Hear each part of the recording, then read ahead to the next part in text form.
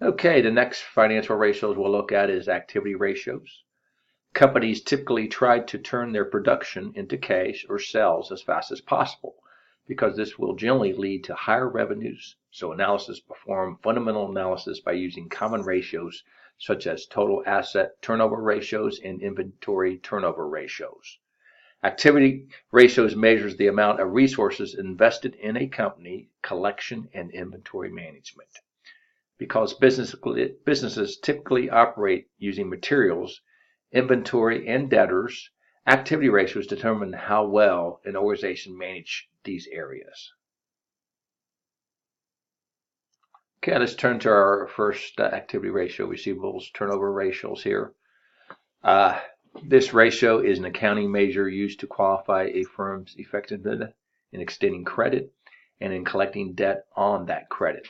The receivables turnover ratio is an activity ratio measuring how efficiently a firm uses its assets.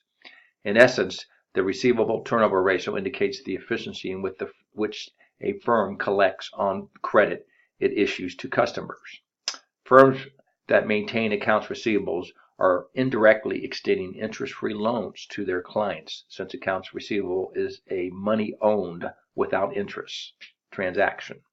As such, because of the time value of money principle, a firm loses money the longer it takes to collect on its credit sales. Some companies collect their receivables from customers in 90 days, while others can take up to 6 months to collect from customers.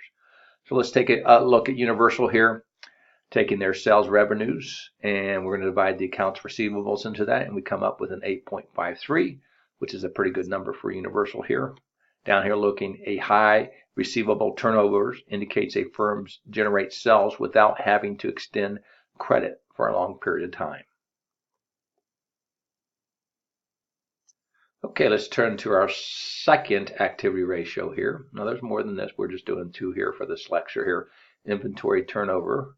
And inventory turnover is a ratio showing how many times a company's inventory is sold and replaced over a period of time. The days in the period can then be divided by the inventory turnover formula to calculate the days it takes to sell the inventory on hand. Inventory turnover measures how fast a company is selling inventory and is generally compared against industry averages. A low turnover implies weak sales and therefore excess inventory. A high ratio implies either strong sales and or large discounts. Speed at which a company can sell inventory is crucial measurement of business performance. Okay, let's take a look at Universal here. Then again, we have sales revenues for Universal, and we're going to divide inventory in there. We come up with 18.69.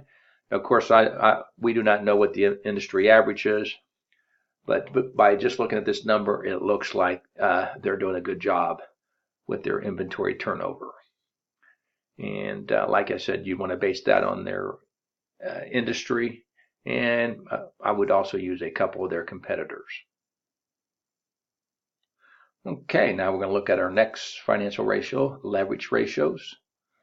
Too much debt can be dangerous for a company and its investors. However, if a company operations can generate a high rate of return than the interest rate on its loans, then the debt is helping to fuel growth in profits. Nevertheless, uncontrolled debt levels can lead to credit downgrades or worse.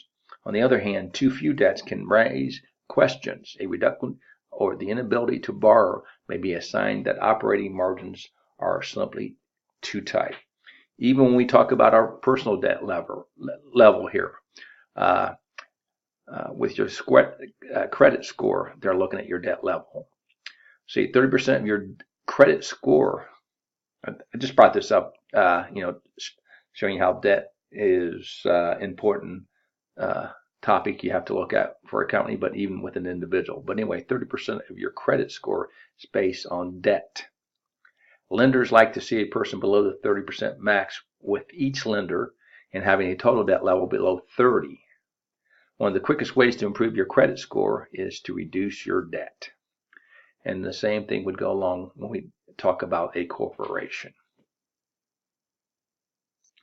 Okay, one of the first ratios that I look at, I'm going to look at liquidity probably the current ratio, and either first or second here is going to be the debt equity ratio here. I'm going to take that look at the company's long-term debt. Of course, that's going to divide shareholder equity in here.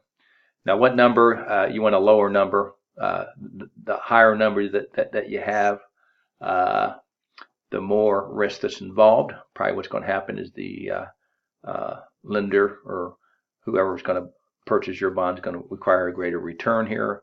They like to say you like to get below 1 or below, but I bring in a second here. You need to look at your industry average. The industry average for a company is 2%.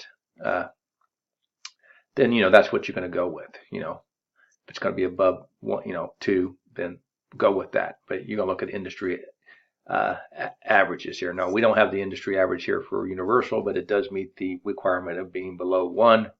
So Universal would get a positive mark for debt to equity ratio. Okay, let's look at our next leverage ratio here, times interest earned.